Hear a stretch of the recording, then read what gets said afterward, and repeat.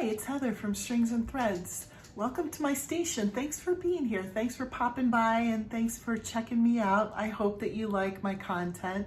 If you do, think about subscribing and sharing and hitting like, all that good stuff. Thank you in advance for those of you who do that.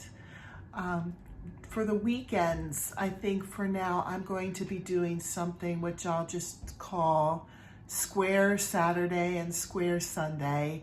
And that's going to be a day where I am making items from a book that I had bought a really long time ago. My guess is somewhere around 20 years ago I bought this book. I forgot to check. I will check and see if it's still available, and if it is, I'll put a link to it on there. I'll check out Amazon. It's called Beyond the Square Crochet Motifs, 144, sorry, I can't see that, circle, hexagons, triangles, squares, and other unexpected shapes by Edie Ekman. I'm not trying to promote this. The person who wrote this book doesn't even know I'm doing videos about it.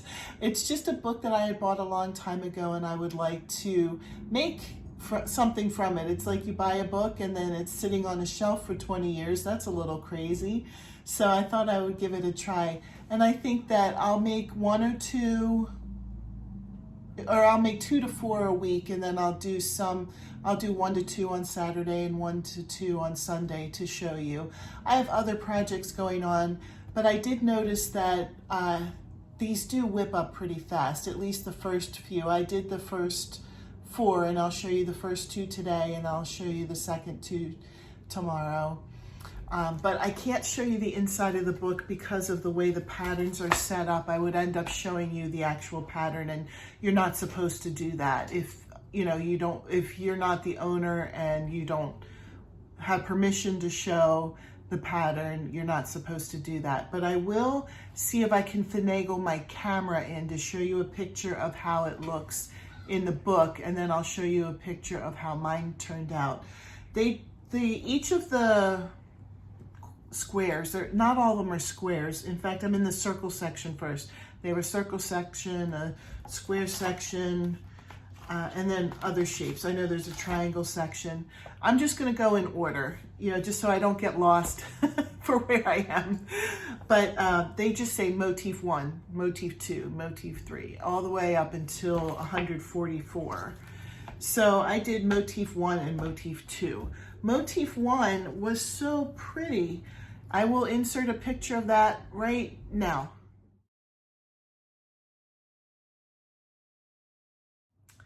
And here's how mine turned out. I've been leaving a tail on mine just in case I need it for sewing it on something, but I thought it was really pretty and very kind of dainty looking. I don't have a project in mind at the moment, but I'm wondering if once I start making all of these, if maybe there'll be some project that comes to mind, maybe a blanket, maybe a table runner. I don't know yet. If you want to make some suggestions, you can. I won't guarantee that I would make it into that, but maybe if you have some suggestions.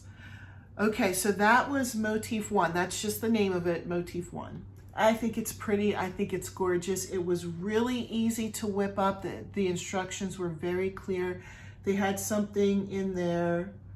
They just called it a popcorn stitch, but they did it a little differently than other patterns that I've used popcorn stitches in, but they explained exactly what they expect you to do to make it. So it was very, very easy. All right, so then motif 2, I will insert a picture of that here.